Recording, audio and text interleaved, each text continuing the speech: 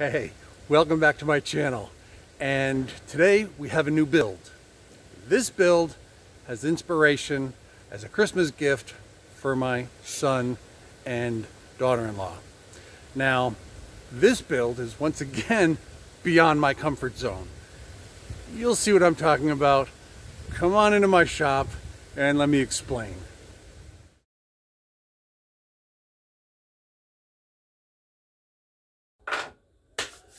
All right, once again, today's project is a little outside my scope. I've never done it before, but I'm going to give it a go. It was inspired by an image and a posting by Wendy Britton from Blooming DIYers.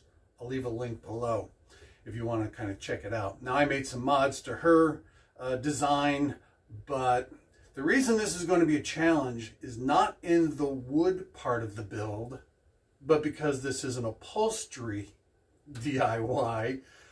That's going to be my challenge. So, before we get started, let's put the kitchen bib on. Let's put it on our safety. And talk a little bit about this build. Now, I did not create the video on the wood construction itself. There will be a link to both Wendy's posting listing all of the dimensions and the cut list and everything else, but I'll include one as well. Since this is all made basically out of 2x4s that I went and got at Home Depot, this part of the build is really quite simple. I mean, this is one of two legs, and I've got a plywood top and some 2x4s on the bottom, and this part of the build is actually quite simple. The challenge is the upholstery on top. So this is an image of what we're trying to achieve, as you can see here, and we're going to pick up from me having completed the wood build part of the project. Again, straight up little 2x4s, drill a few holes.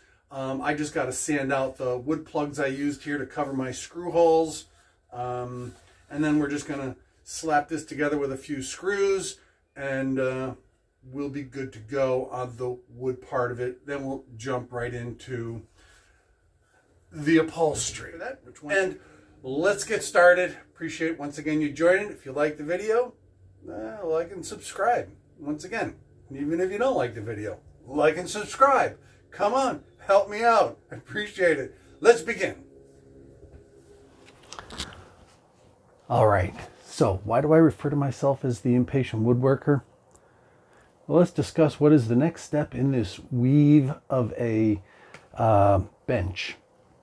This is all going to require some sewing, and I'm going to need some material. Now, if you've gone to the fabric store and looked at the cost of material, yeah, it's pretty expensive. So the alternative is go buy some curtains. And when you buy curtains, you get a lot of fabric at a pretty good price. So I rush myself off to a bunch of different stores, but I find myself at JCPenney's with a Black Friday special deal on curtains, which is basically what you see here. Now, when I looked at my picture, it showed two curtains, and it said it's 50-inch by 84-inch. So I thought that that would be times 2.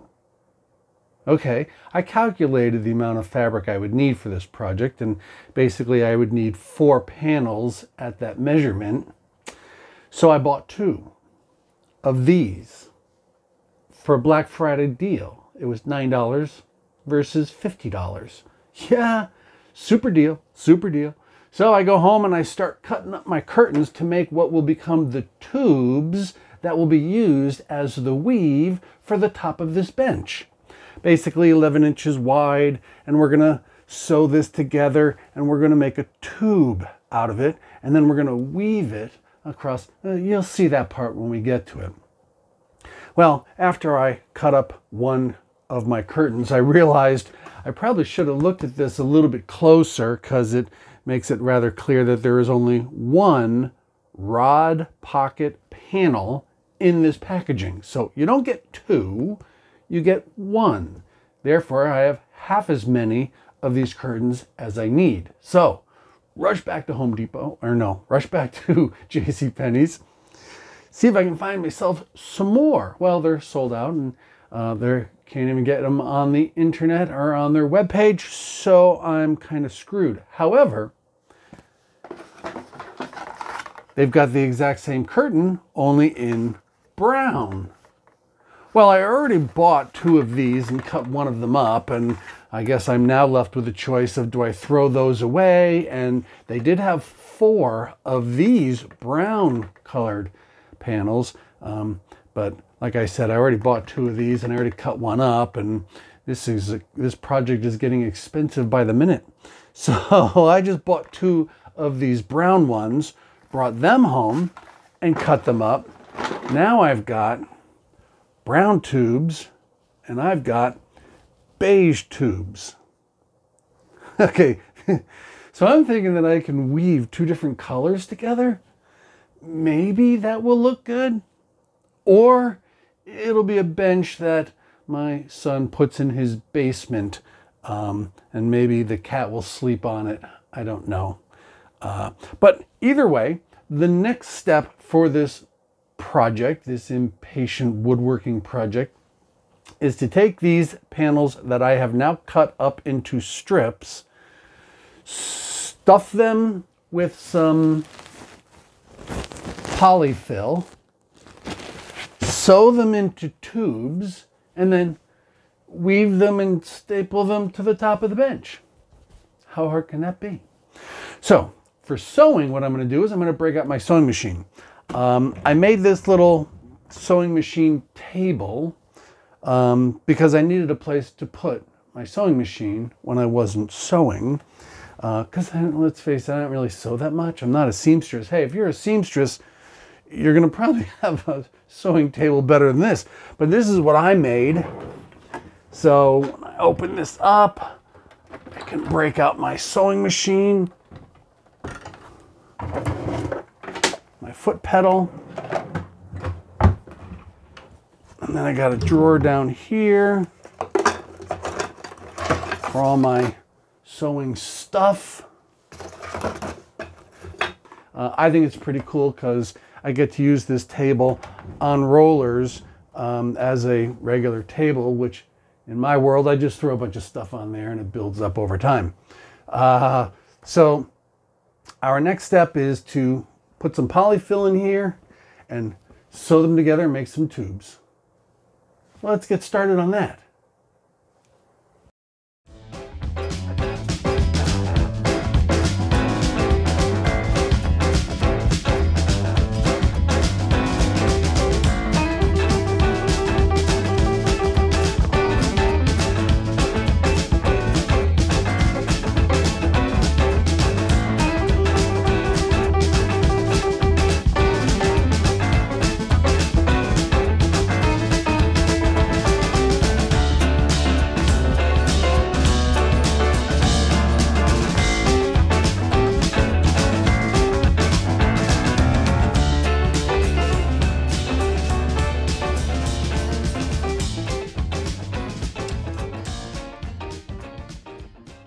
All right, so don't think for a minute that this didn't take me forever to do this, but I've got 12 of these tubes here.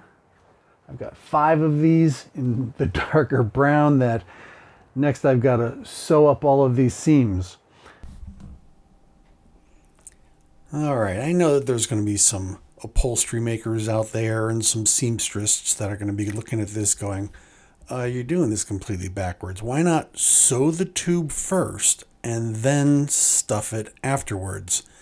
And I had thought of that, and it was even suggested that we do it this way because these tubes are really rather long. I'd have to break out a yardstick to push the stuffing into it.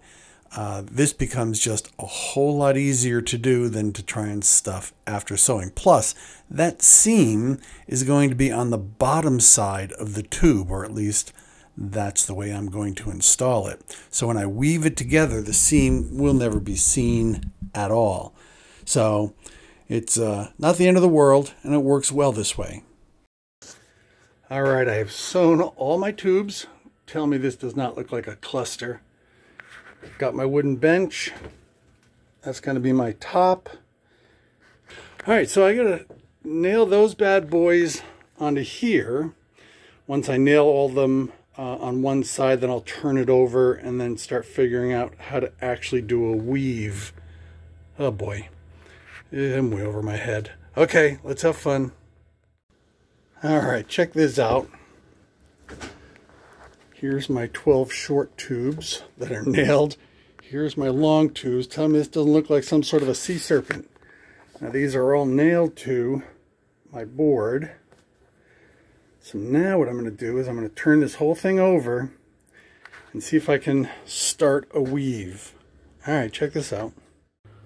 All right, it wasn't easy, but I got some great light coming in the window. One strand at a time, weave it in. I don't know if I can work out some of these wrinkles here. I'm pretty sure I can. That's just going to be a little manual process. But this being the completed top, we're going to put that on the completed base. Now, like I said before, I didn't make a lot of videos on here. And the modifications that I made to this versus the one that was in the instructions that are linked below is I did dowel the holes, the screw holes. I obviously did use 2x4s. I did decide to put this extra panel down the middle. I think it just looks better. And then I added some spacers just to keep this piece square, straight, and it looks pretty good. So that's going to be my base. All I got to do now is put that on that. Okay. Well, I already made some pocket holes to do that. So pocket hole this bad boy together. Let's call it done.